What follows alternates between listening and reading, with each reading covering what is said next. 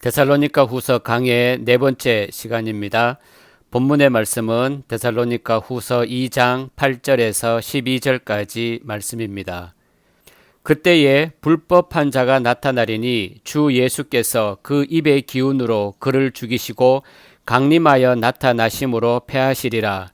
악한 자의 나타남은 사탄의 활동을 따라 모든 능력과 표적과 거짓 기적과 불의의 모든 속임으로 멸망하는 자들에게 있으리니 이는 그들이 진리의 사랑을 받지 아니하여 구원함을 받지 못함이라.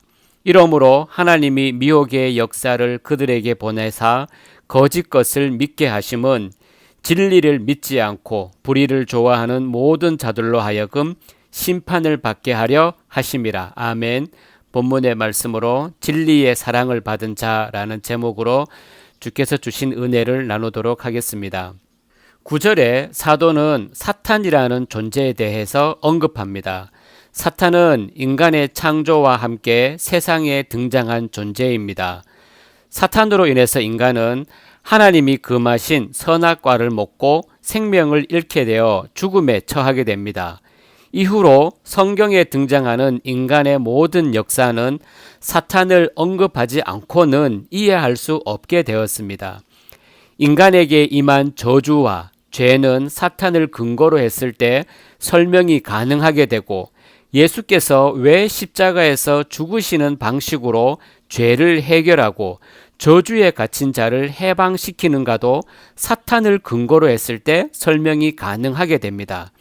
그런데 현대교회는 사탄이라는 존재를 아예 무시하는 경향이 많습니다. 사탄을 추상적인 존재로 취급하기도 합니다. 그래서 사탄이 무엇으로 인간을 유혹하고 그 목적하는 바가 무엇인지도 알지 못합니다. 사탄에게 미혹되어 살아가면서도 그 실체를 깨닫지 못하는 것입니다. 고작 생각하는 것은 교회를 못 가도록 방해하고 기도를 못하도록 방해하고 주의를 지키지 못하게 해서 죄를 짓게 하는 것이 사탄의 역할이라는 것입니다. 사탄은 자신에 대해 철저히 감추고 활동합니다. 인간이 선으로 여기는 것을 이용하여 악으로 이끌어갑니다. 선의 악을 감추고 선으로 가장하여 인간에게 접근하는 것입니다. 그러므로 하나님이 죄로 여기는 것이 무엇인지를 알려면 사탄의 존재에 대해 반드시 알아야 하는 것입니다.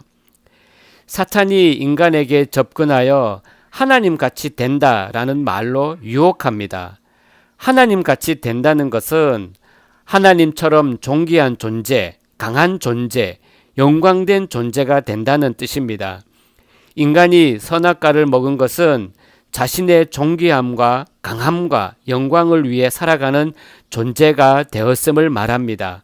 이것이 사탄에게 장악된 인간의 실체이고 하나님의 저주가 임할 수밖에 없는 이유입니다. 그런데 지금 인간은 어떻게 살아갑니까? 무엇을 인생의 목표로 하고 있고 무엇을 위해 발버둥 칩니까? 모두가 자신의 존귀와 영광과 강한 힘을 얻는 것에 집중되어 있습니다. 이것이 인생의 목적이고 이유입니다. 이것을 세상은 정상적인 모습으로 여깁니다. 인간이라면 누구나 그런 목표를 세우고 살아간다고 생각합니다. 하지만 성경에 나타난 사탄의 활동을 근거로 해서 본다면 그것이 곧 사탄에게 미혹된 죄의 모습입니다.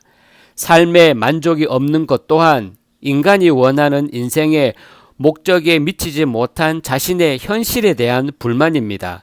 그런데도 자신의 불만을 채우기 위해 하나님을 찾을 뿐 그것이 하나님이 주신 대로 살지 못하는 죄라는 것을 보지 못합니다. 사탄의 존재에 대해 무지하기 때문입니다. 본문의 말씀 2장 9절에서 10절까지 말씀입니다. 악한 자의 나타남은 사탄의 활동을 따라 모든 능력과 표적과 거짓 기적과 불의의 모든 속임을 멸망하는 자들에게 있으리니 이는 그들이 진리의 사랑을 받지 아니하여 구원함을 받지 못함이라. 사탄의 활동을 따라 악한 자가 나타납니다. 악한 자는 능력과 표적과 거짓 기적과 불의의 속임수로 사람을 미혹합니다. 악한 자가 보여주는 능력과 표적은 귀신을 쫓아내고 병을 고치는 것처럼 누가 봐도 성령의 역사라고 인정할 만한 놀라운 것들일 수도 있습니다. 그래서 많은 사람이 능력과 표적이 있는 곳으로 몰리기도 합니다. 이처럼 눈에 보이는 것을 성령의 역사로 가정하여 미혹하는 것이 사탄의 활동이며, 진리의 사랑을 받지 않은 사람들은 이 미혹을 따라 보이는 것을 쫓을 수밖에 없습니다. 결국 하나님께서 사탄의 활동을 허용하신 이유는 누가 진리의 사랑을 받은 자인가를 사탄의 활동으로 드러내기 위함입니다. 이것이 하나님께서 세상의 악을 허용하고 계신 이유입니다. 진리의 사랑은 우리 눈에 보이는 것도 몸으로 경험할 수 있는 것도 아닙니다. 저주에 갇힌 우리의 죄를 깨끗이 하기 위해 예수님이 십자가에 죽으셨고, 우리는 그 피를 믿음으로 거룩한 자로 하나님 앞에 서게 되었다는 놀라운 기적이 믿어질 뿐입니다. 그러므로 진리의 사랑을 받은 신자는 보이는 것을 의지하지 않습니다. 보이는 것을 능력이나 표적으로 간주하지도 않습니다. 서기관과 바리새인 같은 사람들이 예수님께 표적을 보이라고 했지만 예수님은 요나의 표적만이 참된 표적이라고 하셨습니다. 그것이 곧 십자가 사건입니다. 예수님의 십자가를 믿는 신자에게는 십자가 사건만이 표적이고 참된 기적입니다. 병을 고치는 것도 기적이 아닙니다. 병이 고침받은 사람도 결국은 죽지만 십자가 안에서 신자는 죽지 않기 때문입니다. 그러므로 십자가를 능력과 표적으로 여기고 참된 기적이라고 고백하는 그가 진리의 사랑을 받은 사람이고, 눈에 보이는 능력과 표적과 거짓 기적을 따르지 않게 되는 것입니다. 11절 12절 말씀입니다. 이러므로 하나님이 미혹의 역사를 그들에게 보내사 거짓 것을 믿게 하심은 진리를 믿지 않고 불의를 좋아하는 모든 자들로 하여금 심판을 받게 하려 하심이라. 이 말에 따르면 세상이 거짓 것을 믿고 따르는 것은 하나님의 하신 일입니다. 앞서 말한 것처럼 하나님이 사탄의 활동을 허용하심으로써 세상이 불의와 거짓으로 가득하게 한 것입니다. 그래서 악한 자가 나타나 불의를 행하고 거짓된 말로 세상을 미혹해도 하나님은 그냥 두고 보십니다. 왜냐하면 진리를 믿지 않고 불의를 좋아하는 모든 사람에게 심판을 받게 하는 것이 하나님의 뜻이기 때문입니다. 진리를 믿지 않기 때문에 눈에 보이는 표적을 쫓게 되어 있습니다. 진리를 믿지 않기 때문에 악한 자의 거짓된 말을 따릅니다.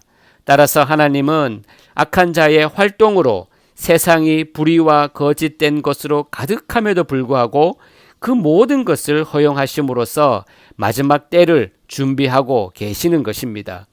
여러분들은 진리의 사랑을 받으셨습니까?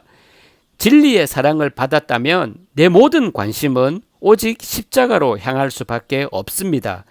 저주에 갇힌 자신을 보면서 예수님의 피의 은혜가 어떠함을 깨닫게 되고 그 피로 인해 감사하게 됩니다. 이것이 진리의 사랑을 받은 신자입니다. 진리의 사랑 아래서는 나의 존귀와 영광과 힘은 아무 의미가 없음을 알게 됩니다. 나의 존귀보다는 예수님의 십자가의 은혜가 더 존귀하고 그 은혜를 받은 것이 세상에서 누리는 그 어떤 영광보다 더 크다는 것을 깨달았기 때문입니다. 그래서 진리의 사랑을 받은 신자의 눈에는 자신의 존귀와 영광과 세상에서의 힘을 얻기 위해 살아가는 모든 것이 악으로 보이게 됩니다. 그리고 그러한 악이 여전히 자신에게 있고 자신을 충동질하고 있음을 발견하면서 단 한순간도 십자가의 은혜를 떠나서는 살 수 없음을 고백하게 되는 것입니다. 세상의 모든 일은 지옥 보낼 자는 지옥으로 보내시고 천국 보낼 자는 천국으로 보내시는 하나님의 뜻에 의해 흘러가고 있습니다. 그러므로 진노의 자식으로 태어난 우리가 천국에 간다는 것은 우리의 노력과는 전혀 무관한 하나님의 사랑으로만 가능한 기적의 사건입니다. 이 기적 아래서 신자는 모든 것을 초월할 수가 있습니다. 하나님의 사랑으로 모든 것이 충족되었기 때문에 자신을 채우고자 하는 삶으로부터 초월이 가능한 것입니다. 신자는 이 같은 믿음의 삶을 열망하며 살아야 합니다. 능력과 표적을 체험하는 것을 열망하는 것이 아니라 이미 진리의 사랑이라는 놀라운 은혜의 기적을 받은 신자로서 그 사랑에 붙들려 살기를 소원한다면 이미 거짓된 것이 무엇인가를 알고 있다는 증거일 것입니다. 진리의 사랑을 받은 자로서 길이요 진리 되신 예수님을 더욱 사모하며 불의를 미워하는 복된 신자의 삶을 살아가시기를 축복합니다.